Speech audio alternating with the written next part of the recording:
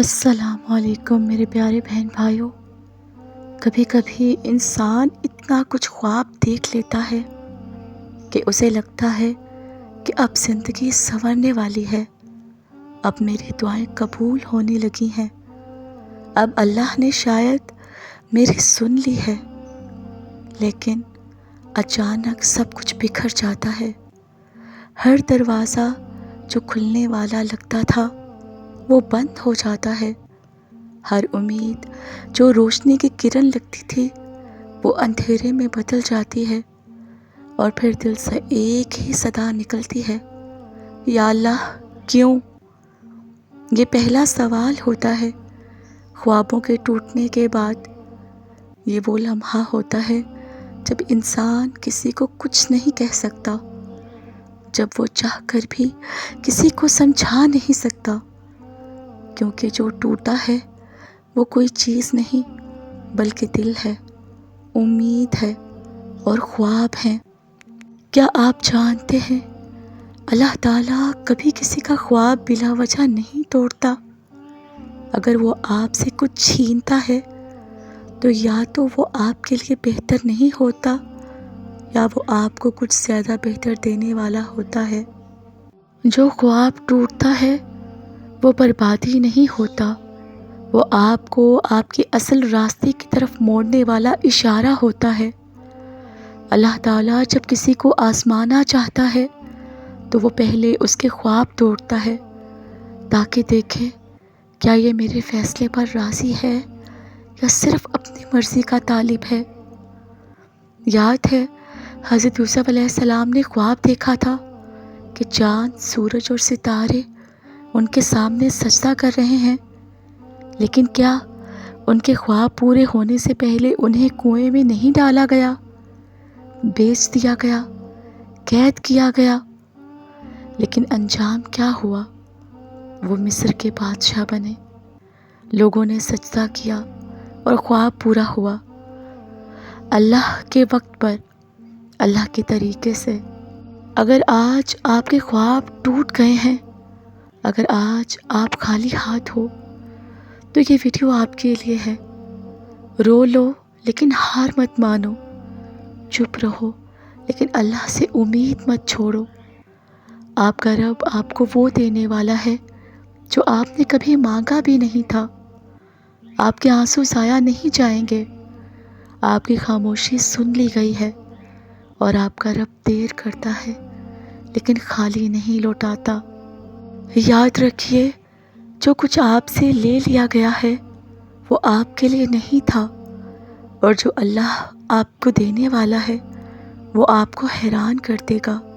تو میرے پیارے بہن بھائیوں، جب خواب ٹوٹتے ہیں تو انسان کا دل بھی ٹوٹتا ہے، لیکن کچھ لوگ ایسے ہوتے ہیں جو خوابوں کے ٹوٹنے پر اللہ سے ناراض نہیں ہوتے بلکہ اور زیادہ جھک جاتے ہیں۔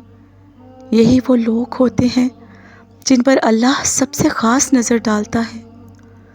کیا آپ نے کبھی غور کیا ہے جب سب کچھ ٹوٹ رہا ہو، جب سب دروازے بند ہو رہے ہوں تو اللہ تعالیٰ خاموش کیوں ہو جاتا ہے؟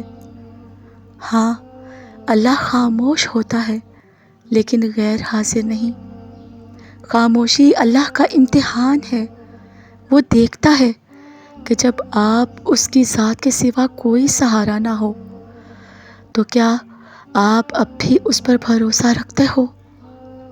یاد کرو حضرت ایوب علیہ السلام کو، جنہوں نے مال کھویا، اولاد کھوئی، صحت کھوئی، لیکن زباں پر کبھی شکوہ نہیں آیا۔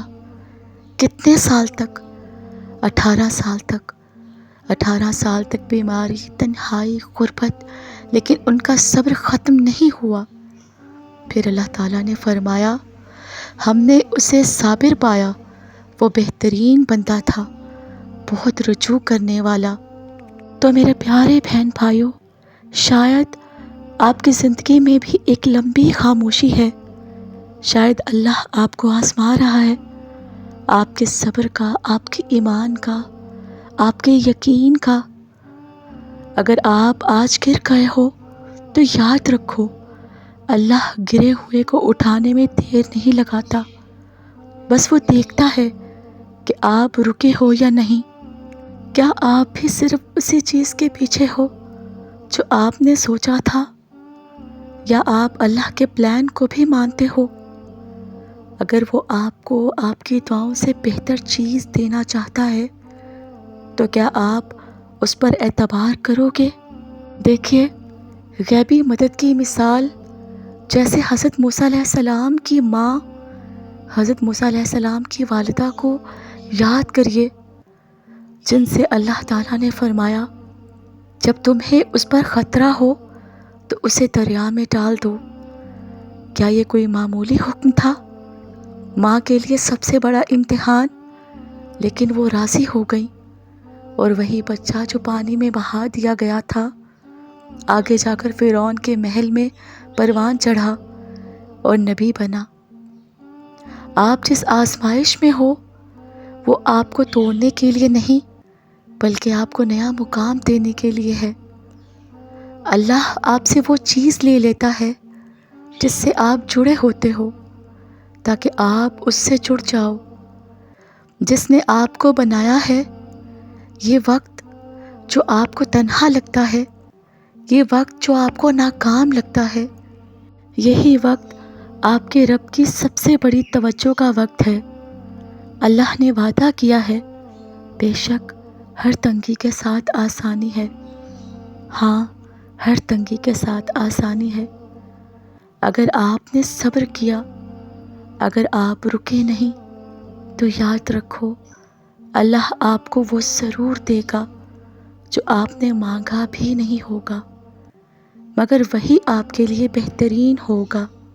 کبھی آپ نے سوچا ہے کہ آپ جس چیز کے لیے دن رات روتے رہے، وہ چیز جب نہ ملی تو اس کے بدلے کیا ملا؟ اللہ خالی نہیں چھوڑتا۔ اگر وہ کوئی چیز روک دے تو اس کے بدلے کوئی خاموش انعام آپ کی طرف روانہ کر چکا ہوتا ہے، جو آپ کے صبر، دعا اور خاموشی کا انعام ہوتا ہے۔ تو میرے پیارے بہن بھائیوں، آپ بھی شاید رو چکے ہو، آپ نے بھی خوابوں کو دفن کیا ہے، لیکن یاد رکھو اللہ آپ کو بھولا نہیں۔ اگر آپ صبر کر رہے ہو تو اللہ نے آپ کو چنا ہے۔ ہر کوئی صبر نہیں کرتا اور ہر کسی کو اللہ چنتا نہیں۔ قرآن مجید میں اللہ تعالیٰ فرماتے ہیں، ہو سکتا ہے کہ تم کسی چیز کو ناپسند کرو اور وہی تمہارے لیے بہتر ہو۔ یہ آیت آپ کی زندگی کا خلاصہ ہے۔ رات جتنی تاریک ہو، صبح اتنی ہی قریب ہوتی ہے۔ آپ کے خواب اگر چکنا چور ہو چکے ہیں تو سمجھو اللہ آپ کو اس دنیا میں لے جا رہا ہے جہاں آپ کی دعائیں حقیقت بنیں گی۔ تو میرے پیارے بہن بھائیوں، اللہ کی تقدیر کا نظام آپ کے خوابوں سے بڑا ہے۔ کیا آپ اپنی دعاؤں کی تاخیر پر راضی ہو؟ کیا آپ اللہ کی خاموشی کو برداشت کر سکتے ہو؟ کیا آپ اللہ پر بھروسہ رکھ سکتے ہو جب آپ کی آنکھوں میں آنسو ہوں اور کوئی سہارا نہ ہو؟ اگر ہاں تو پھر تیار ہو جاؤ، کیونکہ آپ ان بندوں میں ہو جنہیں اللہ بہت خاص مقام دیتا ہے۔ اللہ کی رضا پر راضی ہو جانا یہی اصل آزادی ہے۔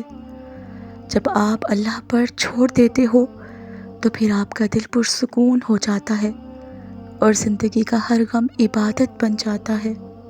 تو میرے پیارے بہن بھائیوں، اللہ سے دعا ہے، یا اللہ جو دیکھ رہے ہیں، جو سن رہے ہیں، ان کے ٹوٹے ہوئے خوابوں کو جوڑ دے، ان کے دلوں کو سکون دے، ان کے سجدوں کو قبول فرما لے، اور انہیں وہ عطا فرما جس کا انہوں نے صرف تصور کیا تھا۔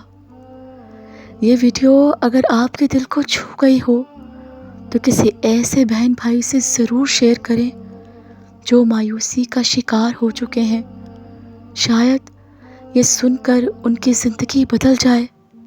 تو میرے پیارے بہن بھائیوں، اپنا یقین اللہ تعالیٰ پر مضبوط کر لیجئے، اپنے سجدے مضبوط کر لیجئے۔ اللہ تعالیٰ آپ سب کو اپنے حفظ و امان میں رکھے۔ اللہ حافظ۔